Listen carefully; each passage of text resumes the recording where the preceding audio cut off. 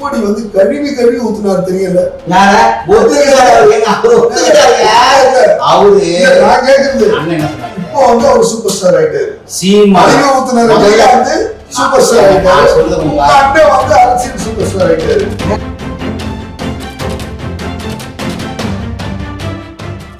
எங்களுக்கு என்னங்க இருக்கு? நீங்க எதுக்கு ஆளுன்னா உங்களை மாதிரி ஆளு ஒரு கவுன்சிலர் ஆயிட்டீங்களா?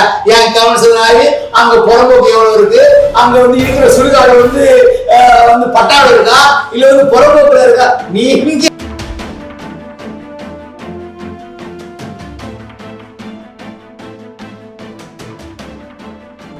ரொம்ப அறிவாளி.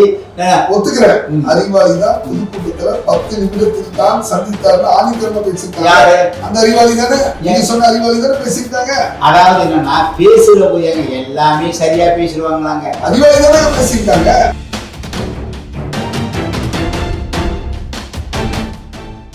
நான் ஒத்துக்கிறேன், சொன்னாப்புல சேற்றால் அடித்த காட்சிகளை நான் ஒத்துக்கிறேன். ஏன் சீமான் போல எங்க ஏன் அங்க போல அவங்கள சேத்தால வச்சால சீமான் போல ஏதாவது அடிப்பாங்க சொல்லி பயந்து போறியா? ஏங்க நாங்கதான்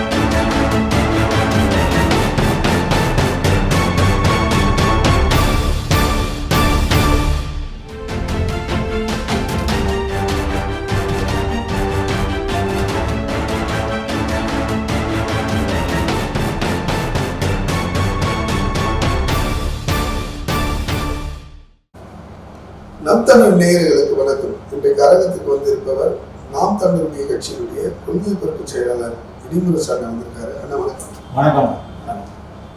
புயல் மொய்ந்ததோ இல்லையோ, ஆனா வந்து எல்லாம் என்ன சொல்றாங்க, தமிழ் தேசியம் பேசக்கூடிய சீமான் கட்சி வந்து ஒரு ஆள் கூட வந்து விழுப்புரத்துல எட்டி பார்க்கல அப்படின்னு சொல்லிட்டு ஒரு குற்றச்சாட்டு இருக்கு. அப்ப தமிழர் மேல வந்து உங்களுக்கு அக்கறை இல்லையா? வெறும் ஓட்டு அந்த தேர்தல் மட்டும் தான் வந்து நாம் தமிழ் கட்சி வந்து அதை நோக்கிதான் பயணிக்குதா? அந்த விமான நிலையத்துல போய் போராடணும், உங்களை காணும், யாரையுமே காணும். இல்ல, விமான நிலையத்தில் போராடுங்க. நீங்க வந்து எதிர்கட்சி தலைவர்ல இருந்து போகக்கூடிய அந்த சூழ்நிலை பேசக்கூடிய சீமானவர்கள் காணாமல் போய்விட்டாரா? நீங்க வந்து பொன்முடி எங்க போறாரு, அவர் பையன் தெய்வ சிகாமணி எங்க போறாரு, கேமரா தூக்கி ஓடுறீங்க. அவருடைய தொகுதி அங்க போய் பாருங்க. எங்கால தொகுதி எங்கால எல்லாம் களத்தை தாங்க நிக்கிறாங்க. நீங்க கேமரா எடுக்க முடியாது. நாங்க எந்த நல்லது பண்ணாலும் தமிழ்நாட்டுல இருக்கிற ஊடகம் காட்டிய தம்பிமார்களுக்காக தம்பிமாருடைய தளபதி எங்க போனாரு, காணாம போயிட்டாரா? சீமானவர்கள் காணாம போயிட்டாரா? எங்க அவர் ஒரு நிறைய இடத்துக்கு போறாரு.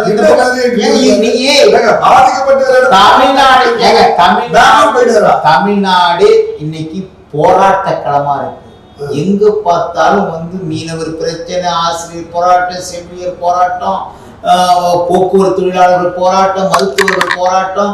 தமிழ்நாடு போராட்ட களமா இருக்கு. எந்த போராட்ட களமா இருக்கு? ஒருத்தர் உயிருக்கு வந்து போராடி இருக்கா, அவனுக்கு ஆறுதல் கொடுக்கக்கூடிய இடத்துக்கு போய் அவர் நிக்கணும்ல. தமிழ் தேசம் பேசக்கூடியவர் பாதிக்கப்பட்டிருக்காங்க, அந்த இடத்துக்கு போய் அவர் நிக்கணுமா இல்லையா? என் கூட வாங்க, நான் அழைச்சிட்டு போறேன். உங்களுடைய நாம் தமிழ் கட்சியுடைய ஒருங்கிணைப்பாளர் எங்கே? ஏங்க அவருக்கு வந்து இப்போ நாளைக்கு போவாரு, நாளை மறுநாள் போவாரு. இதை மட்டும் கேட்டுருங்க.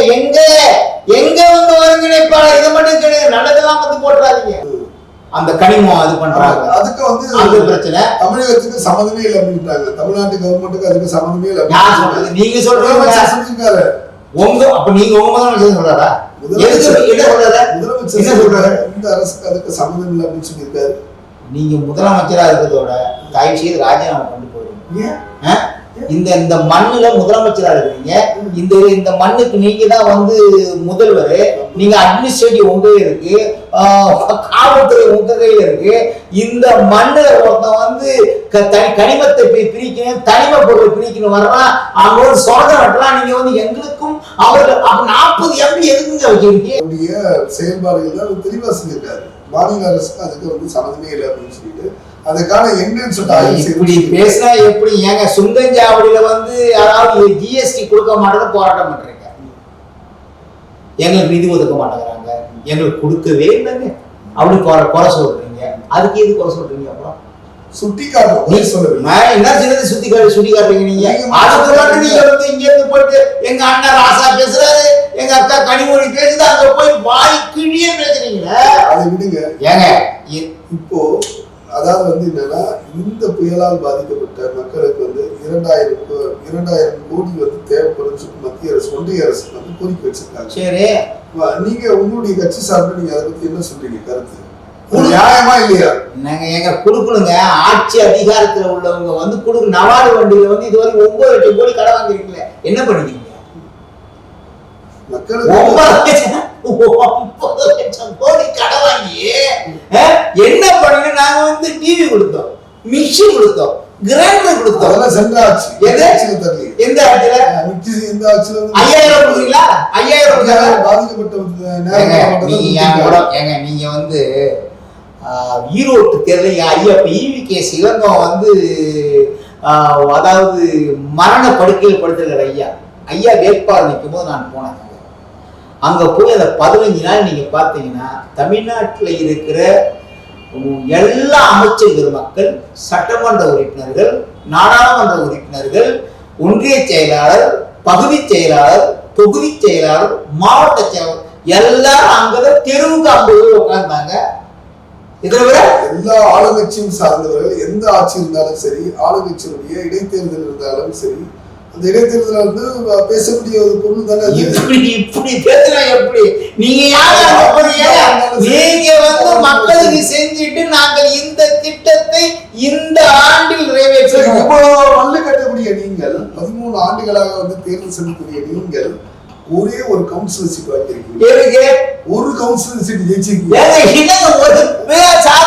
கவுன்சிலர் 36 லட்சம் ஓட்டு வாங்கி 8.2% வாங்கி இந்திய அரசியலமைப்புல அங்கீகரிக்கப்பட்ட கட்சியா தனியா என்றது இதை விட பெருமை எங்களுக்கு என்னங்க இருக்கு? நீங்க எனக்கு ஆளுன்னா உங்களை மாதிரி ஆளு ஒரு கவுன்சிலர் ஆயிட்டீங்களா? என் கவுன்சிலர் ஆகி அங்க புறம்போக்கு எவ்வளவு இருக்கு, அங்க வந்து இருக்கிற சுடுகாடு வந்து பட்டாவில் இருக்கா இல்ல வந்து புறம்போக்குல இருக்கா? நீங்க ஜெயிச்ச வெற்றி பெற்ற உடனே அந்த விஓக்கு போன் பண்ணி, வணக்கம், நான் தான் வந்து அதாவது மாவட்ட உறுப்பினர், நான் வந்து மாவட்ட கவுன்சிலர் பேசுறேன். உங்க பகுதியில அந்த பழைய சுடுகாடு இருக்கு, அந்த சுடுகாடு வந்து இப்போ பிரேதம் குறைக்கிறாங்களா இல்லையா? இல்லைன்னு விஓ சொல்லிட்டாங்கன்னா மறுநாள் அங்க போய் பதிவு போட்டுறீங்க, வீட்டு மன பட்டா வாங்கி விட்டு விடுறீங்க, போட்டுட்டு வீடு கட்ட சொல்லிவிட்டு அதுல மின்சாரம் கொடுத்துட்டு வீட்டு வரி வாங்கிட்டு தண்ணி வரி வாங்கிட்டு எல்லாம் வாங்கிட்டு 10 ஆண்டுகளுக்கு பிறகு இது சுடுகாடு, இது மேய்ச்சல் புறம்போக்கு, மேய்க்கால் புறம்போக்கு, இது தாங்கல், இது தருவை காலி பண்ணி ராத்திரி புல்ற சொல்லி இடிச்சு காலி பண்ணிருக்கீங்க. இது அரசின் தவறு மட்டும் தான் சொன்னீங்களா? இல்ல பொதுமக்கள் வந்து சேர்ந்து பழகிய தவறா நீங்க நினைக்கிறீங்களா? ஏங்க பொதுமக்கள் வந்து செய்யறாங்கன்னா குறைந்த விலையில் மலிவான விலையில் இடம் கிடைக்குதுன்னு சொல்லிட்டு அவங்க போய் அவங்களும் சேர்த்து தானே குற்றவாளியா இருக்காங்க. ஏங்க ஆட்சி இடம் தெரியுது, தவறான இடத்துல நீங்க வந்து வாங்கலாமா? வழிநடத்துற நீங்க அதிகாரத்துல நீங்க வேணாமா? இந்த இடம் வந்து மேய்க்கால் புறம்போக்கு, இந்த இடம் தாங்கல் தருவை, இது நீர்பிடிப்பு பகுதி, இங்க வேணாம், நீங்க வந்து உயரம், அதாவது உங்களுக்கு ஒதுக்கப்பட்ட இடம் இருக்கு, அங்க போய் வாங்கி கட்டிங்க. எந்த ஆட்சியில எந்த ஆட்சி? எந்த ஆட்சி? 75 அதாவது 1967 அண்ணா முதலமைச்சர், 1 வருஷம் இருந்தார் அண்ணா. அண்ணாவுக்கு புற்றுநோய் வந்துச்சு, அவர் மரணத்தை. அதுக்கப்புறம் எங்க ஐயா முத்தமிழறிஞர் கலைஞர், எங்க அம்மா ஜெயலலிதா, அப்புறம் வந்து புரட்சி தலைவர் எம்ஜிஆர், திராவிட ஆட்சியில தான் இந்த நாடு வந்து. யாரு பேரு? எடப்பாடி அண்ணா இல்ல, எனக்கு சித்தப்பு. எங்க சித்தப்பு அப்படி இல்ல, நாங்க சித்தப்பனா சொல்றோம். எங்க ஐயா ராமதாஸ் இருக்காரு, எங்க ஐயா, எங்க அண்ணன் திருமாவளவன், எங்க அண்ணன் வேல்முருகன், எங்க அண்ணன், இவங்களே எங்க உறவு, சொந்த பந்தம், அங்காளி பங்காளி. நாளைக்கு செத்தா 14 நாள் தீட்டு எங்களுக்கு. ஆனா இவங்கள போய் சொல்ல சமீபத்தில் நடந்த அந்த பொதுக்கூட்டத்துல வந்து சீமான் அவர்களுக்கும் வந்து சிறிய ஒரு மோதல். அதாவது பிரபாகரனை எத்தனை மணி தான் சந்திச்சிருக்காரு நீங்க சொல்லுங்க. அவங்க வந்து 10 நிமிஷம் சொல்றாங்க. நான் சொல்லலைங்க, உங்க கட்சியில இருக்க சொல்லியிருக்காங்க. ஏதாவது அந்த கோட்டையில ஒரு கல்ல உருவிடாமன்னு பாக்குறீங்க. எல்லாரும் நீங்க இல்ல, எப்படா சீமான் வந்து இப்போ வந்து கருணாநிதி கலைஞர் வந்து தமிழ்நாட்டு அரசியல் இருந்தாரு, ஸ்டாலின் வந்து வரலாம் வாய்ப்பு இருக்கு. வந்து ஒரு அரசியல் பின்னணியோட வரணும். சீமான் எந்த பின்னணியும் இல்லாம சுபை வந்து தம்பி சீமான் நான் கேட்ட கேள்வி நீங்க பதில் சொல்லுங்க. என்ன கேட்டீங்க? நீங்க வந்து கம்பி கேட்டாதீங்க. என்ன கேட்டீங்க? என்ன கம்பி கேட்டீங்க? நீங்க கம்பி கேட்டீங்க. நான் கேட்டது காளியம்மா. நீங்க கடவுளோ தம்பி ஏங்க நீங்க கடவுளோ பாக்குறீங்க. காளியம்மா பத்தி கேட்டது. நீங்க கம்பி கேட்ட வராதீங்க. தங்கச்சி சுபவியனை பத்தி பேசாதீங்க. தங்கச்சி காளியம்மா தெளிவா இருக்கு. அடுத்த நாகைப்பட்டினத்தினுடைய சட்டமன்ற தொகுதியிலேயே என் தங்கச்சி சட்டமன்ற உறுப்பினர் எங்க அண்ணா சொல்லிட்டாரு. அதிமுகவின் முக்கிய பொறுப்புக்கு தருவதாக காளியம்மா மிக விரைவில் வந்து அந்த கட்சியில் ஐக்கியமா போய் நான் மறுக்கிறேன். ஒரு காலம் நடக்காது. என் தங்கச்சி அறிவாளி. என் தங்கச்சி ரொம்ப அறிவாளி. ஒத்துக்கிறேன், அறிவாளி தான். பொதுக்கூட்டத்துல 10 நிமிடத்தில் தான் சந்தித்தாரு ஆணித்தரமா பேசிருக்காங்க. அந்த அறிவாளி தானே நீங்க சொன்ன அறிவாளி தானே பேசிருக்காங்க. அதாவது என்னன்னா பேசுற போய் எல்லாமே சரியா பேசிடுவாங்களாங்க. அறிவாளி தானே பேசிருக்காங்க. அதாவது என்ன சொல்லுங்க, அவங்க முட்டாளா பேசிருக்காங்க.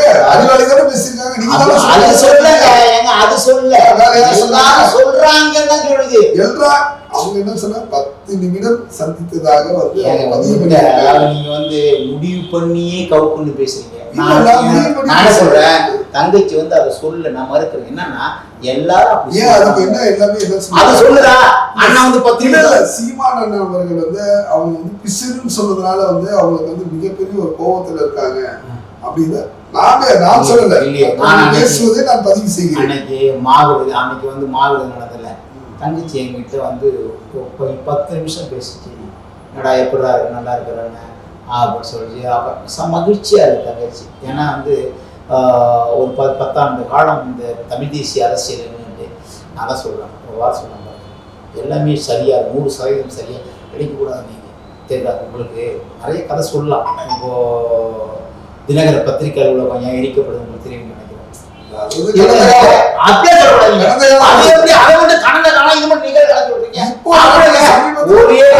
ஒரே ஒரு இதுங்க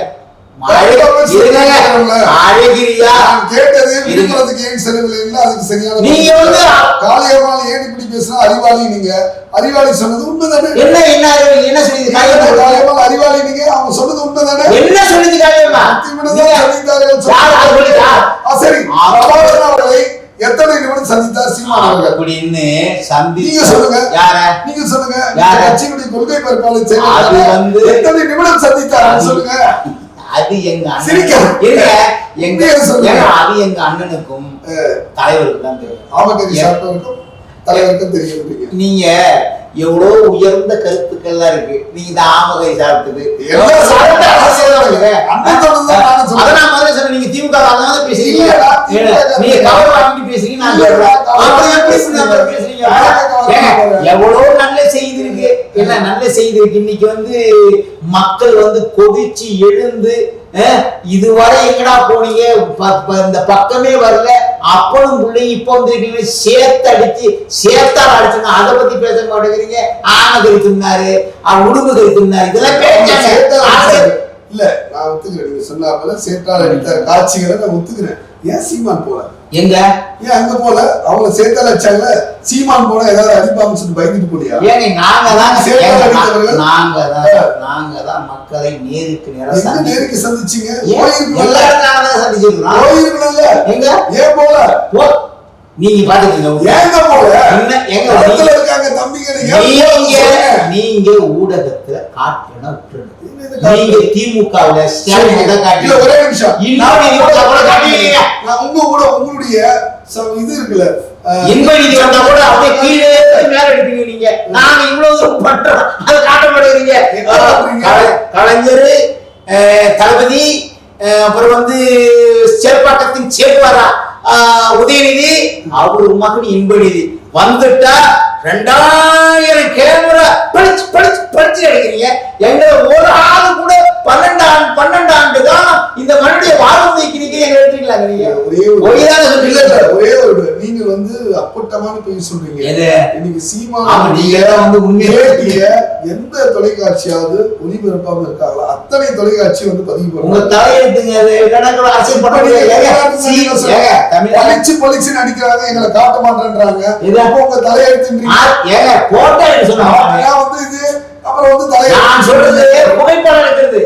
அவர் வந்து ஜீன்ஸ் போட்டுருக்காரா, இல்ல நீங்க புகைப்படது இதை காட்டாத தமிழ்நாட்டுடைய உச்ச நட்சத்திரம் இன்னைக்கு அண்ணன் சீமான் சீமான் இல்லாம